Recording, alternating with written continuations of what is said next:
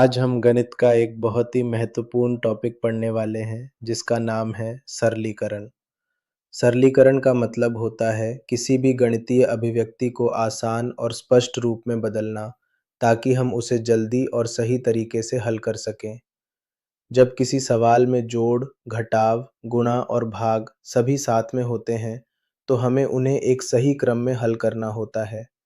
उदाहरण के लिए 8 + 6 × 2, क्या हम इसे सीधे हल कर सकते हैं? नहीं, हमें नियम का पालन करना होगा।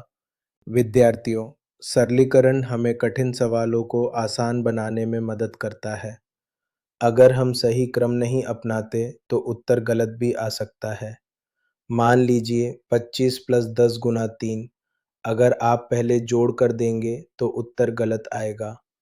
इसलिए पहले हम गुणा करेंगे 10 × 3 = 30, फिर जोड़ करेंगे 25 + 30 = 55।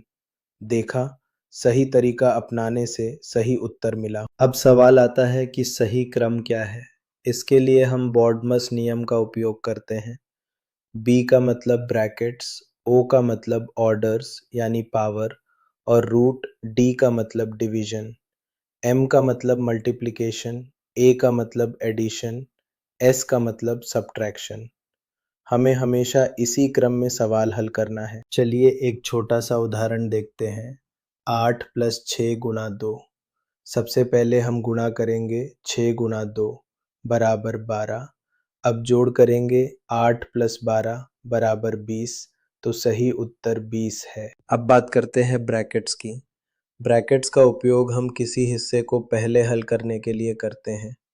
इसके मुख्य प्रकार होते हैं विनकुलम यानी ऊपर की रेखा, राउंड ब्रैकेट्स, कर्ली ब्रैकेट्स और स्क्वायर ब्रैकेट्स। ये हमें बताते हैं कि किस भाग को पहले हल करना है। अगर एक ही सवाल में अलग अलग ब्रैकेट्स हों तो क्या करें? उसके लिए भी एक क्रम होता है।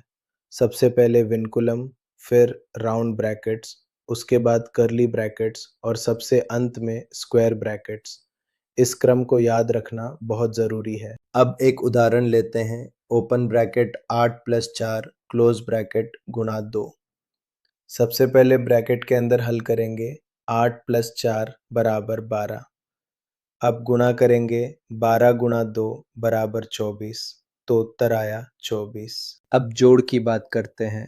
जोड़ का मतलब है संख्याओं को मिलाना। उदाहरण 15 + 25 + 10। पहले 15 + 25 = 40, फिर 40 + 10 = 50, तो उत्तर 50 है। घटाव का मतलब है अंतर निकालना। उदाहरण 50 - 20 - 10। पहले 50 - 20 = 30, फिर 30 - 10 = 20, तो उत्तर 20 है। गुणा का मतलब है बार बार जोड़ना, जैसे 6 × 5 = 30। एक और उदाहरण 8 × 4 × 2। पहले 8 × 4 = 32, फिर 32 × 2 = 64। भाग का मतलब है बराबर हिस्सों में बांटना, जैसे 20 भाग 4 = 5 और 60 भाग 5 = 12। ये हमें चीज़ों को बराबर बांटने में मदद करता है। जब एक ही सवाल में अलग अलग क्रियाएं हों तो क्या करें? हम फिर से बॉडमास नियम का पालन करेंगे। उदाहरण 20 + 10 × 2। पहले 10 × 2 = 20, फिर 20 + 20 = 40, तो उत्तर 40 है। अब भिन्न की बात करते हैं। भिन्न किसी पूरे का हिस्सा दिखाते हैं, जैसे 1/2 + 1/2 = 1 और 3/4 - 1/4 = 1/2। यह बहुत ही महत्वपूर्ण टॉपिक है। दशमलव का उपयोग हम रोज़मर्रा की ज़िंदगी में करते हैं, जैसे पैसे और माप में। उदाहरण 2.5 + 1.5 = 4 और 5.6 - 2.3 = 3.3। अब बात करते हैं घात और मूल की। घात का मतलब है बार बार गुणा करना, जैसे 2 की घात 3 = 8, 5 की घात 2 = 25। वर्गमूल वह संख्या है जो खुद से गुणा होकर वही संख्या दे। 16 का वर्गमूल 4, 25 का वर्गमूल 5।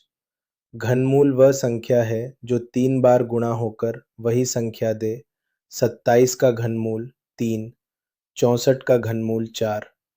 विद्यार्थियों, आज हमने सरलीकरण का पूरा कॉन्सेप्ट समझा, बोर्डमास नियम सीखा और अलग-अलग प्रकार के सवाल हल किए। आप सभी से अनुरोध है कि रोज थोड़ा अभ्यास करें ताकि आपकी गति और सटीकता दोनों बढ़े। जय हिंद।